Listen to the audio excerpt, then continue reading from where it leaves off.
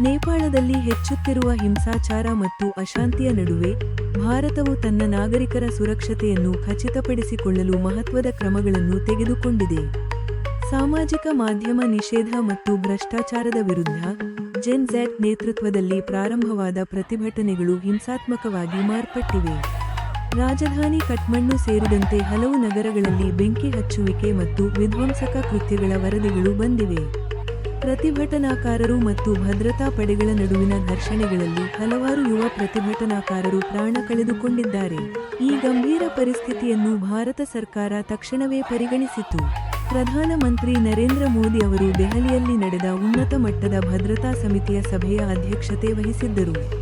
ನೇಪಾಳದಲ್ಲಿನ ಹಿಂಸಾಚಾರವನ್ನು ಹೃದಯ ವಿದ್ರಾವಕ ಎಂದು ಬಣ್ಣಿಸಿದ ಅವರು, ನೇಪಾಳದ ನಾಗರಿಕರು ಶಾಂತಿ ಮತ್ತು ಸುವ್ಯವಸ್ಥೆಯನ್ನು ಕಾಪಾಡಬೇಕೆಂದು ಮನವಿ ಮಾಡಿದರು. ವಿದೇಶಾಂಗ ವ್ಯವಹಾರಗಳ ಸಚಿವಾಲಯವು ನೇಪಾಳದಲ್ಲಿರುವ ಭಾರತೀಯ ನಾಗರಿಕರಿಗೆ ಪ್ರಯಾಣದ ಸಲಹೆಯನ್ನು ನೀಡಿದೆ. ಅವರು ಮನೆಯೊಳಗೆ ಇರಬೇಕು ಮತ್ತು ಅನಗತ್ಯ ಪ್ರಯಾಣವನ್ನು ಮುಂದೂಡಬೇಕೆಂದು ಸೂಚಿಸಲಾಗಿದೆ. ಇದರ ಜೊತೆಗೆ ಭಾರತವು ಅಲ್ಲಿ ಸಿಲುಕಿರುವ ತನ್ನ ನಾಗರಿಕರನ್ನು ಸ್ಥಳಾಂತರಿಸಲು ದೊಡ್ಡ ಕಾರ್ಯಾಚರಣೆಯನ್ನು ಪ್ರಾರಂಭಿಸಿದೆ. ಕಠ್ಮಂಡುವಿನ ತ್ರಿಭುವನ್ ಅಂತಾರಾಷ್ಟ್ರೀಯ ವಿಮಾನ ನಿಲ್ದಾಣವನ್ನು ತಾತ್ಕಾಲಿಕವಾಗಿ ಮುಚ್ಚಿದ ನಂತರ ಏರ್ ಇಂಡಿಯಾ ಮತ್ತು ಇಂಡಿಗೋನಂತಹ ವಿಮಾನಯಾನ ಸಂಸ್ಥೆಗಳು ವಿಶೇಷ ವಿಮಾನಗಳನ್ನು ಆರಂಭಿಸಿವೆ. ತೀರ್ಥಯಾತ್ರೆ ಮತ್ತು ಪ್ರವಾಸಿಗರು ಸೇರಿದಂತೆ ಎಲ್ಲಾ ಭಾರತೀಯ ನಾಗರಿಕರನ್ನು ಸುರಕ್ಷಿತವಾಗಿ ಕರೆತರಲು ಈ ಕ್ರಮಗಳನ್ನು ತೆಗೆದುಕೊಳ್ಳಲಾಗಿದೆ. ಭಾರತೀಯ ರಾಯಭಾರ ಕಚೇರಿಯು ತುರ್ತು ಸಹಾಯವಾಣಿ ಸಂಖ್ಯೆಗಳನ್ನು ಸಹ ಬಿಡುಗಡೆ